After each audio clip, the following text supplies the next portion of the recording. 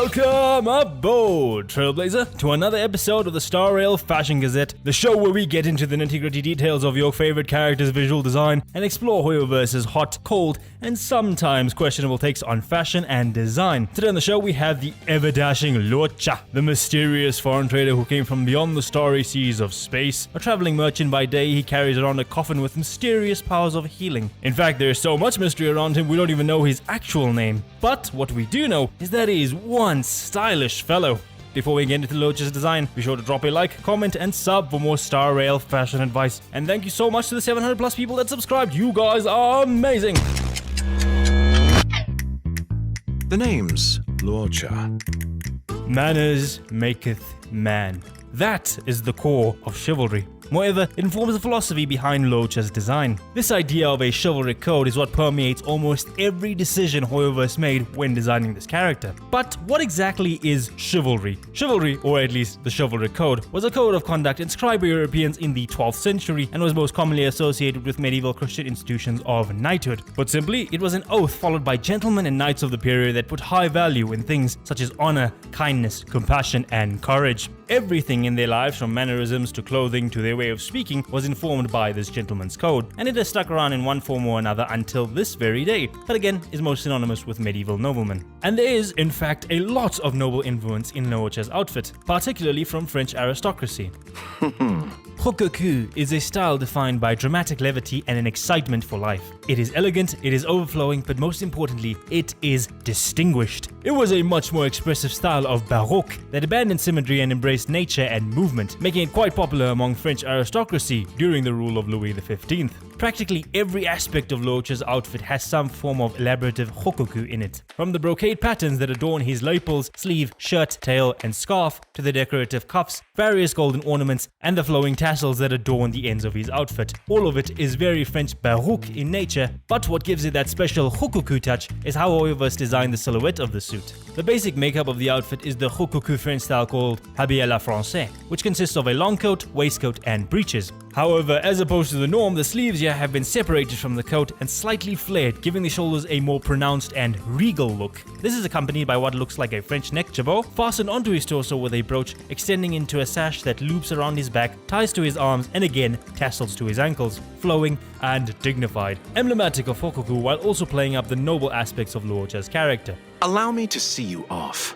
The remainder of his outfit, being the riding boots, breeches, turtleneck, and gloves, are more comfortable articles of clothing that are usually worn when one was either traveling or on horseback. This ties back neatly to the core theme, as the term chivalry comes from chevalerie, an old French term that can be translated into cavalrymen, who are idealized as these brave individuals that selflessly serve their country as they charge into the battlefield on horseback. And before moving on, the last thing I would like to mention about his nobility is his fighting style. Luocha's sword was inspired by the French small sword, which in itself succeeded the more well-known rapier. The height of the small sword's popularity was between the mid-17th and late 18th century, when any man, civilian or military, with pretensions to gentlemanly status would have worn the small sword on a daily basis. His combat style consists of thrusts that can be observed in saber fencing, however his sword stance is much more akin to a sword salute. Not very practical, but I'll give him points for style.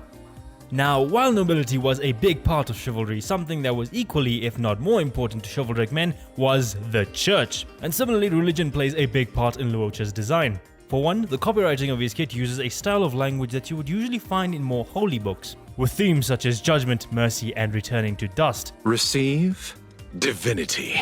Visually, the way his scarf drapes around his outfit is similar to the vestments you would see holy figures wearing in church. And of course, the most obvious comparison is the Christian cross-like chain he carries around, and in the real world was usually used to stave off evil spirits. Colors also play quite the role in his design. The gold accents of his outfit are synonymous with generosity and compassion, and in many religious settings often denote divinity and holy power. But the three other colors in his design are more interesting because of how they share a similar theme. Death. In the West, black is more prominent when it comes to the imagery of death. Think the Grim Reaper and the Eternal Sleep. However, in the East, death is seen as just a momentary state where you await the next life to be reborn pure and new. Hence, white is more synonymous with that concept of death.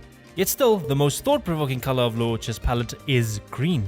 The concept of death that green represents is one that is connected to renewal or regeneration, like the leaves that reappear in spring after drying up and dying during autumn. Green is usually associated with life, fertility, and abundance. But darker shades of the color like the emerald green found in Luocha's outfit can be a bit more sinister. Emerald green was a beautiful color in the Victorian ages. Lots of people wore it, but most of them died.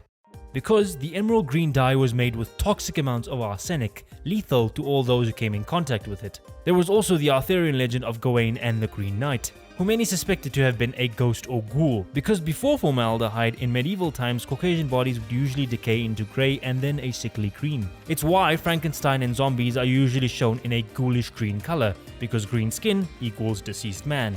So the color represents both decay and regeneration, both the beautiful and the ugly sides of death. Remove green from the palette of art and the bridge between life and death disappears. Equal parts morbid and vital, green is unbiased and unassuming. It's not good, but it's not bad either, which actually reflects the type of person Luocha might be. He might not be a good person, but he isn't exactly the villain either. Don't doubt his chivalry, but don't blindly trust him either, especially when he's lugging around the most unmistakable symbol of death. The coffin draws attention. Luocha's coffin has a fascinating design. Moreover, the most eye-catching element has to be the symbol that is carved into the middle of the coffin. In fact, this symbol can be found almost everywhere on Luocha's design. You can see it in the cuffs of his sleeves, the hems of his waistcoat, the back of his coat, various buckles on his shoes, coat and arms, inside the pattern of both of his scarves, the UI of his alt, within the ornament that fastens his hair, and of course the various little golden buttons that litter his design. This symbol is everywhere, but why? And the answer to that is what brings this whole design together. This symbol is known as Fleur De Lis. The Fleur De Lis is a heraldic symbol that was used to represent both French monarchy and Christianity, and when translated it means lily flower. This is the white flower that is seen in all of Luocha's material and can be found embroidered into the various parts of his design. Its monarchical origins stem from the baptismal lily used in the crowning of Clovis, the first king of France, and being a heraldic symbol, it has consequently been used in many contexts such as art, emblems, and French fiction, like the Hunchback of Notre Dame and the Three Musketeers. It is believed that the three petals of the lily flower are said to represent faith, wisdom, and of course, chivalry. But what makes the use of the symbol all the more brilliant is what the lily as a flower represents. In the language of flowers, lilies mean purity, commitment, and rebirth. Because of these qualities, many use lilies as sympathy flowers for funerals.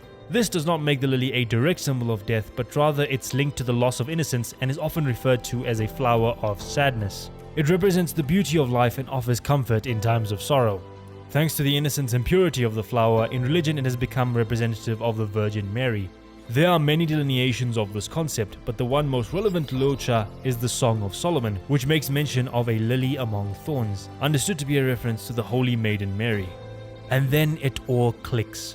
Luocha is the thorn that surrounds the lily. He is the chivalric gentleman that swore to protect his flower. He is the greenery that shields the flora, and he is the beast that guards the beauty. Like times of old, he is seen as a gallant knight to those he protects, and a horrific monster to those he confronts. Like the color green, he represents both decay and rebirth, and like a thorn, he protects his flower, yet hurts all those that reach out to him. Luocha is not evil, but what he might do in order to protect his lily cannot possibly be fathomed as good. The question of what this lily is, or more precisely who this lily is, only time will tell. But if Luocha's story were to play out anything like the man he is based on, this traveling merchant might have a thorny road ahead of him. I hope you enjoyed this video. Be sure to like, comment, and subscribe to the channel. And once again, special thanks to all of the new subscribers that have joined on this journey. And with that, I would like to leave you on a final thought. Luocha is a man who took an oath to guard his road. When a man takes an oath, it's as if he's holding his own self in his own hands, like water.